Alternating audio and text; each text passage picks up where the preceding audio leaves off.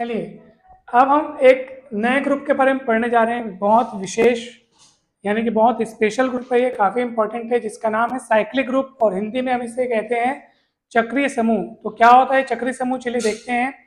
मान लीजिए जी एक समूह है जिसमें हमने संयोजन को गुणात्मक रूप में व्यक्त किया, यानी कि हमने मल्टीप्लिकेशन को ऑपरेशन के रूप में यहाँ पे इस्तेमाल किया है। हमारे यहाँ मतलब हमारे पास अभी गुणा जो है वो संक्रिया के रूप में हमने परिभाषित किया है। तो ये समूह चक्रीय कब कहलाएगा? यदि जी का प्रत्येक अवयव जो है वो किस रूप का होना चाहिए?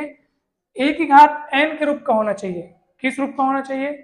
ए की घात एन के रूप का होना चाहिए। इसका मतलब क्या है पता है कि ना जी के जितने भी एलिमेंट्स हैं आप उसको किसी एक एलिमेंट की घातों के रूप में लिख सकें। जैसे मैं अभी आपको एग्जांपल दूंगा तो और अच्छे से समझ में आएगा। तो तब जी को हम लोग बोलेंगे चक्रीय समूह।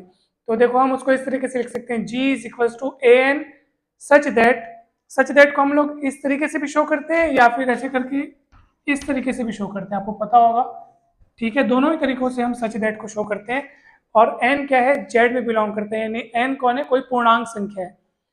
और इस केस में ए को हम लोग उस समूह जी का क्या बोलते हैं? जनक या फिर जनरेटर कहते हैं। अगर अवयव ए समूह जी का जनक है तो हम उसे इस तरीके से लिखते हैं, जी इज इक्वल्स टू, ये स्मॉल ब्रैकेट के अंदर ए लिखते हैं। इसका मतलब ये है कि पूरा का पूरा ग्रुप उस इकलौते एलिमेंट से जनरेट किया जा सकता है। इकलौते एलिमेंट की बदौलत वो पूरा का पूरा ग्रुप जनरेट कर सकते हैं। इसलिए जी में अगर प्लस ऑपरेशन हम लोग लगाएंगे, प्लस ऑपरेशन अगर डिफाइन करेंगे तो जी का हर एलिमेंट इस तरीके से लिख सकते हैं। देखो ये जीरो कौन है? आपको पता है ये जीरो कौन है? ये जीरो भी ए से जनरेट हुआ है, क्योंकि जीरो को हम लोग जीरो ए लिख सकते हैं। क्या लिख सकते हैं? जीरो ए बराबर आखिर जीरो आएगा, और वो जीरो जो है वो इस ग्रुप के लिए कौन है? आइडेंटिटी एलिमेंट है।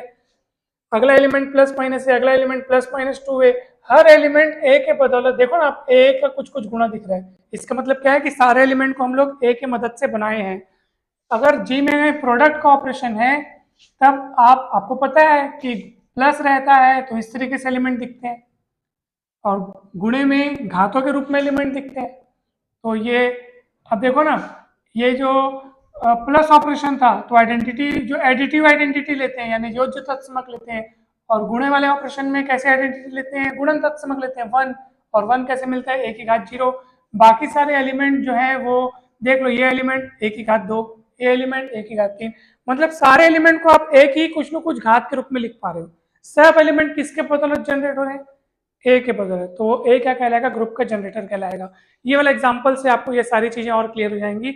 अभी आपको सारे एलिमेंट अलग अलग दिख रहे हैं, आप बोल रहे हो सब तो एलिमेंट अलग अलग है सर, कैसे ये साइक्लिक ग्रुप बोल रहे हो आप, ये चक्रीय समूह कैसे बोल रहे हो? मैं आपको बताऊं, आप सारे एलिमेंट को इकलौते एलिमेंट के बदौलत लिख सकते हो। देखो कैसे, ये देखो, ये आई कौन, सॉरी वन कौन है? आपको पता है वन, ये वन आई की घात चार है। आई की घात चार मतलब वन होता है। ठीक है, ये माइनस वन कौन है पता है आपको? ये कोई और नहीं, आई की घात दो है। आई स्क्वायर यानी माइनस वन होता है। और ये तीसरा वाला तो खुद आई है। तीसरा वाला कौन है? अपने आप में ही हम हर एलिमेंट को आई के घात के रूप में लिखने की कोशिश कर रहे हैं। वन को हमने आई की घात चार लिखा, माइनस वन को हमने आई की घात दो लिखा, तीसरा वाला आई है वो तो खुद आई की घात एक करके आई बना दो, उसमें क्या है? चौथा वाला कौन है? माइनस आई कोई और नहीं, आई की घात तीन है। यकीन नहीं तो आप देख लो, माइनस आई की घात तीन मतलब क्या होता है? आई की घात दो गुणित आई, आई की घात दो यानी माइनस वन गुणित आई, आखिर क्या हो जाएगा? माइनस आई हो जाएगा। इसका मतलब पूरे ग्रुप के एलिमेंट को तुमने आई की घातों के रूप में व्यक्त कर दिया। ये कौन है? आई की घात चार, चलो इसको यहां लिख देता हूं। ये कौन है? आई की घात दो। ये कौन है? खुद आई है। ये कौन है? आई की घात तीन। आगे पीछे करके लिखा हूं ताकि आपको घातें बढ़ती हुई दिखे। आई स्क्वायर, आई क्यूब, आई की घात चार। देखो क्या दिख रहा है आपको? ग्रुप के सारे एलिमेंट इकलौते आई के बदौलत लिखे जा सक रहे हैं। इसलिए ये कैसा ग्रुप है? चक्रीय समूह है, साइक्लिक ग्रुप है। और आई यहाँ पे क्या है? इसका जनरेटर है, इसलिए हम इसको इस तरीके से लिख सकते हैं। एक ऐसे आई लिख दो और ऐसे स्मॉल ब्रैकेट लगा दो। आई यहाँ पे इस ग्रुप का जनरेटर हो गया। और तो और माइनस आई भी इसका जनरेटर है।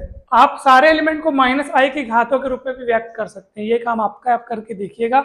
और इसी कारण माइनस आई भी इस ग्रुप का क्या हो जाएगा? एक जनरेटर हो जाएगा। ये मैंने एक एग्जांपल दिया, एक आध तो और एग्जांपल आप घर से ढूंढ के लाइएगा, ये आपके लिए होमवर्क हो जाएगा।